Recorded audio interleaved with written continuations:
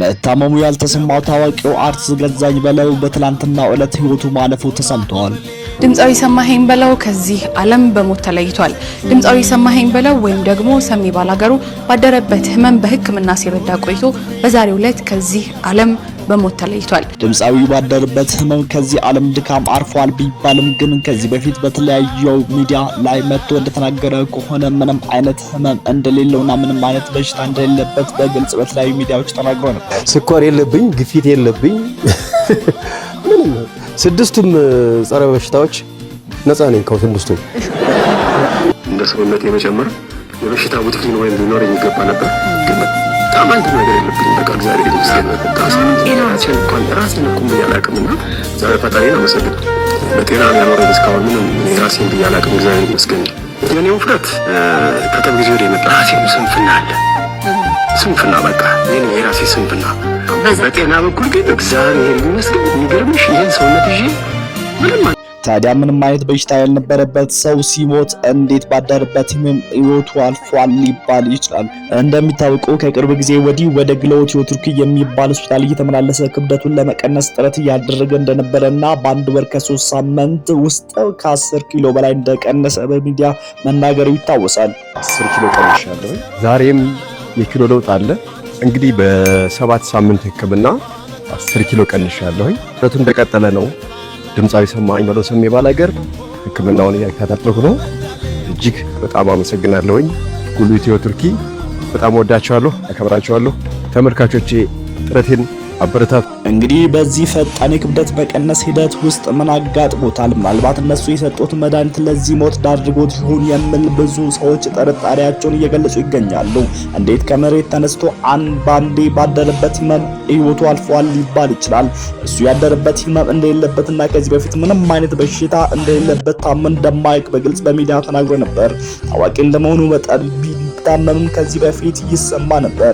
እንዴት ተሰማ ባንድ ባደረበት ህመም አልፏል ሊባል ይችላል? ስለዚህ ጉዳይ ጥብቅ የሆነ ምርመራ ስለሚያስፈልግ ምርምር ሊደረግበት ይገባል የሚሉ ብዙዎች ሀሳቦቻቸው አንስተዋል።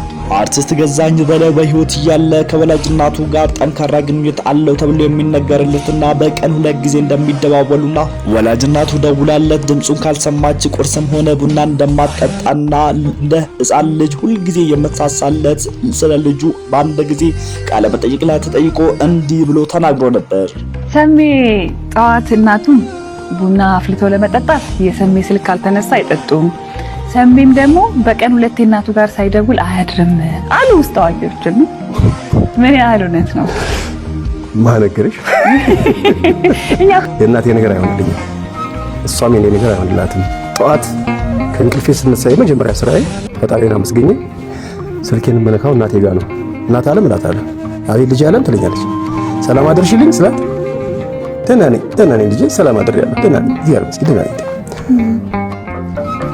ቁርስ ቀመሽ ምናምን ስትታረክ ያንተ ድምፅ ሳልሰማ አንተን ሳልሰማ አሁን ቡናይቱን ተጣጣለሁኝ ድምፅህን ሰማሁኝ ማታ ደውልልኝ ትላለች። ማታም እንደዛው በጣም ሲደብረኝ እናቴ ጋር እንደውለው ነው። በቃ መጀመሪያ ድብርት ነገር ከተሰማኝ እሷ ጋር እንደው እና የእናቴና አታችመንት በጣም ትንሽ ከሌላ ይለያል።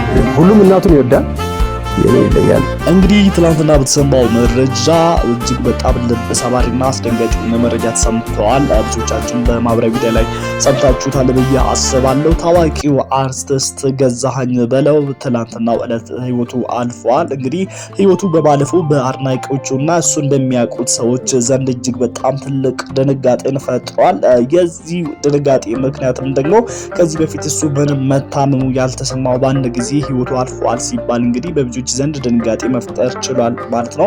እንደሚታወቀው ክብደቱን ለመቀነስ በቅርብ ጊዜ በግሎት ቱርክ ሆስፒታል በሚባል ቦታ እየተመላለሰና ሕክምና እየተደረገለት እንደነበረ ብዙዎቻችሁም ታውቃላችሁ ብዬ አስባለሁ። ምናልባትም ከዚህ ጋር ለሱ የተሰጠው መድኃኒት ወይም ደግሞ በዚህ ክብደት መቀነስ ሂደት ውስጥ ለሱ የሚደረግ ሕክምና ለዚህ ጉዳት ወይም ደግሞ ለዚህ ሞት ዳርጎት ይሆን የሚል ብዙ ሰዎች ሀሳባቸውን ጥርጣሬያቸውን አንስተዋልና ለዚህም ደግሞ ጥብቅ የሆነ ምርመራ ሊካሄድበት ይገባል ብለው ሀሳባቸውን አንስተዋል ማለት ነው።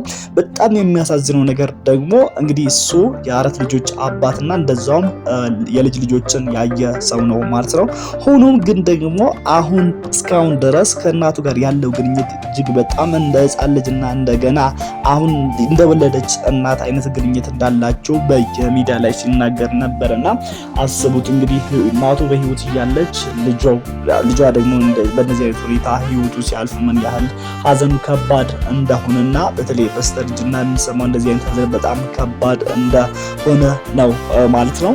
አርስ ገዛኸኝ በለው በህይወት እያለ እጅግ በጣም መልካምና ጥሩ ስነ ምግባር ያለው ሰው ለሰዎች የሚያስብና በጣም ደግ እንደሆነ ይነገርለታል።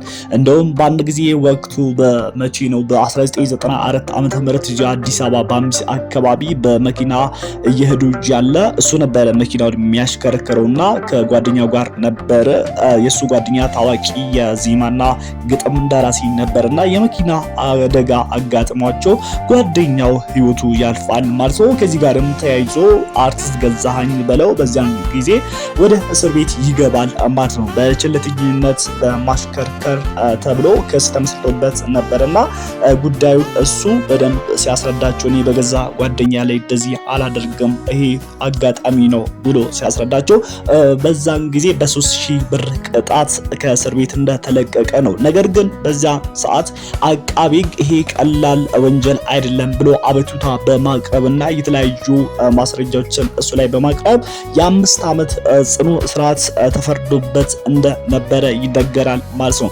እዚህ ጋር ጉዳዩን በጣም አስገራሚ የሚያደርገው እሱ 5 ዓመት ሲፈረድበት እንደ አጋጣሚ ኢትዮጵያ ውስጥ እንዳልነበረና በአሜሪካን ሀገር የራሱን ኮንሰርት እያዘጋጀ እንደነበር ነው። ጊዜው 1994 ላይ ነው።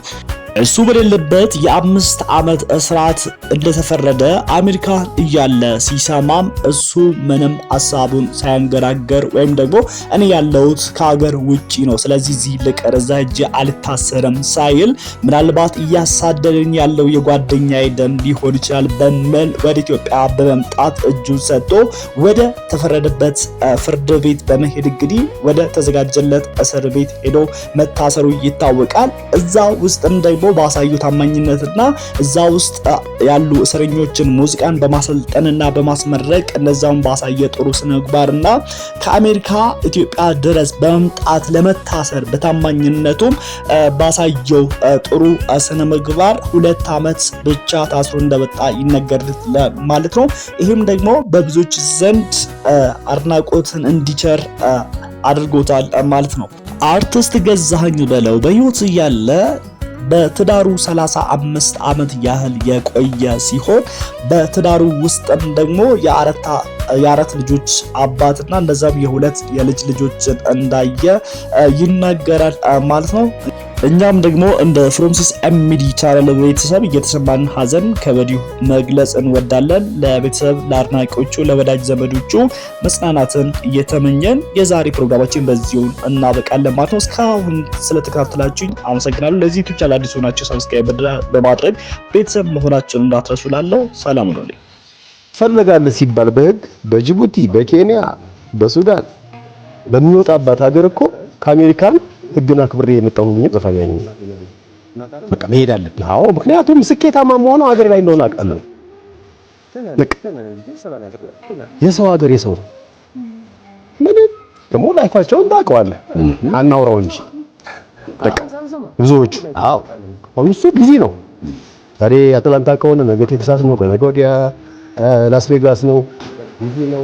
ሁሉም ጋር ይፈልጋል። ለምን ከነጮች ጋር ይሰራል፣ ከጥቁሮች ጋር ይሰራል። እንደኛ ደግሞ ያወጣል።